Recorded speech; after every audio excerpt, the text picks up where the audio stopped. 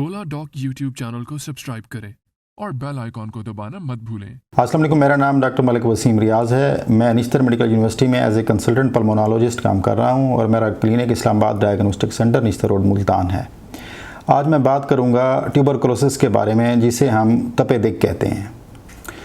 ये जो तपे दिक का है इशू, ये दुनिया के जो 8 ममालिक हैं उनमें सबसे ज़्यादा है, जिनमें दुनिया के 2/3 मरीज़ जो टीबी के हैं इन 8 ममालिक में पाए जाते हैं। इनमें पाकिस्तान का जो है 5वां नंबर है। इनमें सरफ़हरिस्त इंडिया है, उसके बाद China, Indonesia, Philippines, Pakistan, Nigeria, जनूबी अफ्रीका, ये ममालिक उनमें फिर शामिल हैं। अब ये जो तपे दिक है या टीबी जिसको हम बोलते हैं, ये एक ख़ास किस्म का जरासीम होता है जिसको हम माइकोबैक्टीरियम ट्यूबरकुलोसिस बोलते हैं। ये उसकी वजह से होता है और ये ज़्यादातर हमारे फेफड़ों को मुतासर करता है। फिर इस जो बीमारी है इसको हम पल्मोनरी ट्यूबरकुलोसिस कहते हैं। पाकिस्तान के टॉप डॉक्टर्स के साथ अपॉइंटमेंट बुक करें, वो भी पेशेंट फीडबैक देखते हुए। लाखों लोगों की तरह पाकिस्तान के सबसे बड़े डॉक्टर नेटवर्क का फायदा उठाएं और आज ही ओला डॉक ऐप डाउनलोड करें। ओला डॉक, डॉक्टर का अपॉइंटमेंट आसानी से। लेकिन ये ज़रूरी नहीं है कि ये जो जरासीम है कि ये सिर्फ हमारे फेफड़ों को मुतासर करे।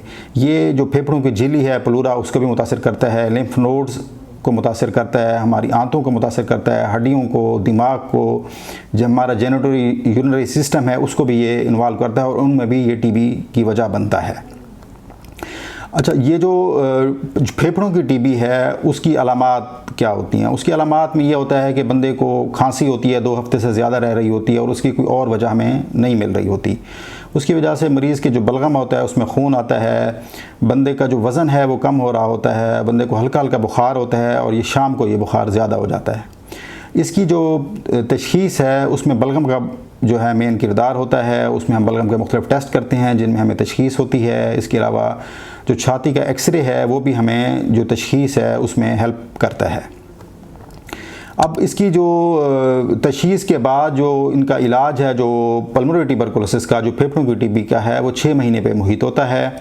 उसमें हम इसकी 2 फेजेज़ होती हैं 6 महीने की ना। उसमें हम इसको डिवाइड करते हैं। इंटेंसिव फेज़ में 2 महीने चलती है जिसमें हम 4 किस्म की दवाइयाँ देते हैं। उसके बाद फिर 4 महीने की जो अगली फ़ेज़ होती है, कंटिन्यूएशन फ़ेज़ उसको हम बोलते हैं, उसमें 4 किस्म की टीबी की जो दवाइयाँ इस्तेमाल होती हैं और ये मुकम्मल तौर पर काबिल इलाज होता है।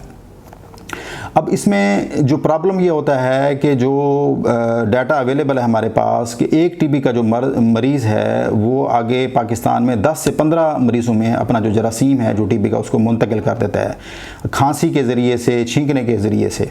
तो इसलिए ये ज़रूरी है कि हम जो है ना उनको हिदायत दें कि वो फेस मास्क का इस्तेमाल करें और रश वाली जगहों पर ना जाएँ, हर जगह ना थूकें और जो हवादार कमरे होते हैं उनमें स्टे करें। जो डाटा हमारे पास अवेलेबल है उसके मुताबिक पाकिस्तान में हर साल जो 4 लाख अफराद होते हैं वो टीबी से मुतासिर होते हैं और जो तहकीक के मुताबिक 70,000 अफराद हर साल पाकिस्तान में टीबी की वजह से वफ़ात पा जाते हैं।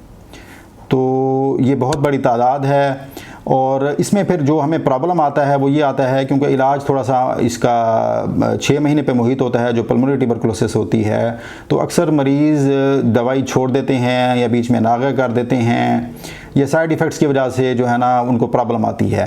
तो इसकी वजह से जो टीबी जो फिर दोबारा हो जाती है या ये मज़ाहमती टीबी जो होती है जिसको हम MDR टीबी बोलते हैं, उसमें ये तब्दील हो जाती है।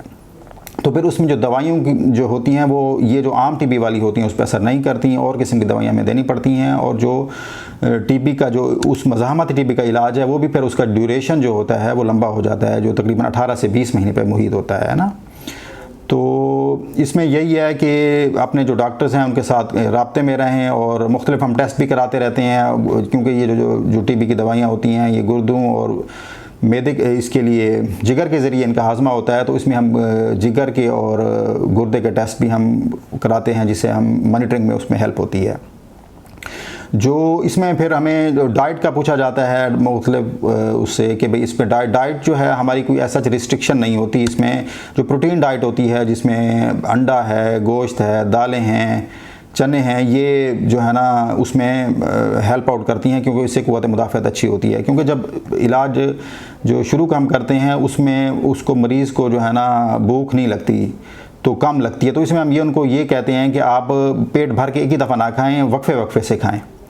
और इसकी जो टीबी है, इसकी जो वैक्सीनेशन जो है वो बचपन में लगाई जाती है, EPI शेड्यूल में शामिल है, जिसमें BCG वैक्सीन बोलते हैं, वो लगाई जाती है। और जो प्रेगनेंसी वाली ख़वातीन हैं, जो प्रेग्नेंट है, हामला ख़वातीन हैं, उनमें जो टीबी की जितने भी हम दवाइयाँ हैं वो सेफ़ हैं 100%, उसमें कोई मसले वाली बात नहीं है। तो इसीलिए जो है अगर खुदा न खास्ता कोई हामला ख़वातीन हैं उनमें टीबी हो जाती है तो उनमें भी ये जो मर्ज़ है ये काबिल इलाज है। अगर आप मेरे से अपॉइंटमेंट बुक कराना चाहेंगे तो आप मेरे से ओला डॉग के थ्रू अपॉइंटमेंट बुक करा सकते हैं। Thank you.